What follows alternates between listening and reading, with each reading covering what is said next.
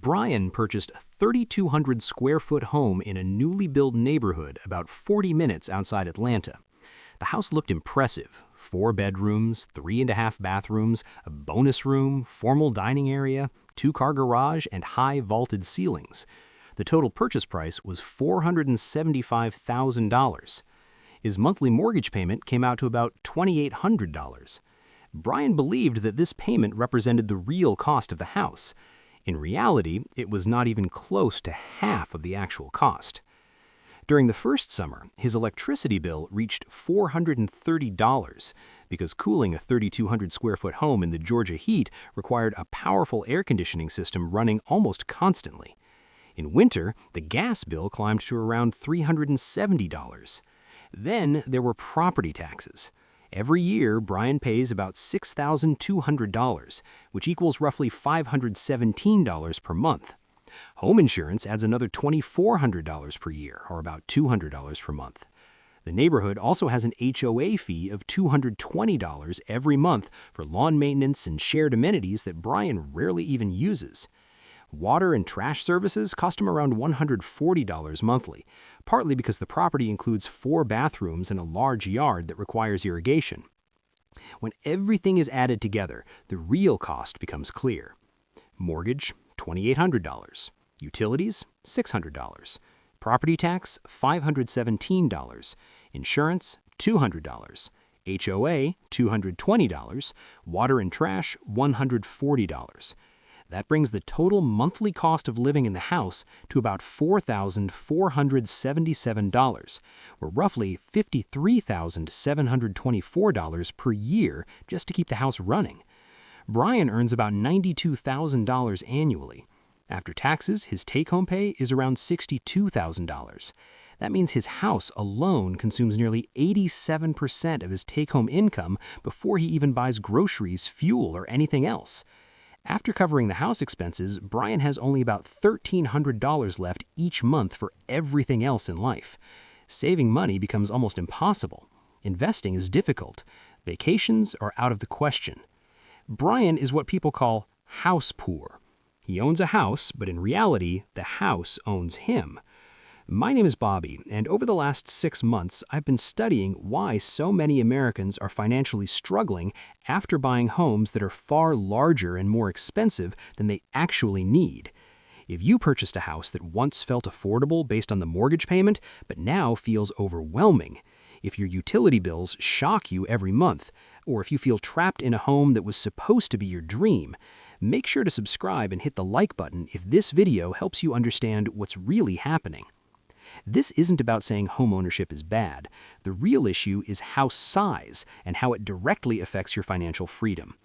Oversized suburban houses, often called McMansions, can quietly drain wealth from homeowners who never calculated the real costs. Many buyers believe bigger is better. They assume the largest house they qualify for must be the smartest move. Square footage feels like success. A large house impresses visitors and neighbors. But this belief can be financially dangerous. Brian qualified for a mortgage close to $500,000 based on his income. The lender said he could afford it, but that calculation considered mainly the mortgage payment, not the ongoing cost of operating such a large home. According to a 2023 report from the U.S. Energy Information Administration, homes with more than 3,000 square feet spend about 70% more on utilities compared to homes between 1,500 and 2,000 square feet.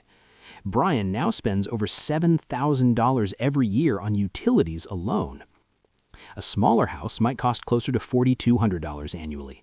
That difference, almost $2,800 per year, is money he simply cannot spare. And utilities are just the beginning.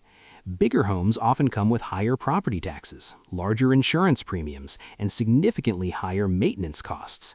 A 2022 Home Advisor analysis found that homes above 3,000 square feet can require maintenance expenses equal to about 4% of the home's value each year. For Brian's $475,000 house, that could mean nearly $19,000 annually in potential maintenance costs. But Brian isn't budgeting anything close to that amount. Eventually, the roof will need replacing, the HVAC system will fail, the deck will rot, and the flooring will wear out. When those things happen, he may not have the savings to fix them. Now imagine if Brian had chosen a smaller home instead, around 1,600 square feet, costing roughly $275,000, which is closer to the median price for older homes in his area. His financial picture would look very different. Mortgage, about $1,600 per month. Utilities, roughly $350 per month. Property tax, around $300 per month. Insurance, about $117 per month. HOA, $0. Water and trash, around $90 per month. That brings the yearly cost of living in the house to about $30,680. Compare that with the $53,724 he currently spends each year. That's a difference of more than $23,000 annually, money that could have gone toward investments, savings, or enjoying life. Over 5 years, that difference would total about $115,000. Instead, he sacrificed that potential wealth for a house with rooms he rarely uses and bills that stress him out every month. The hidden costs go further.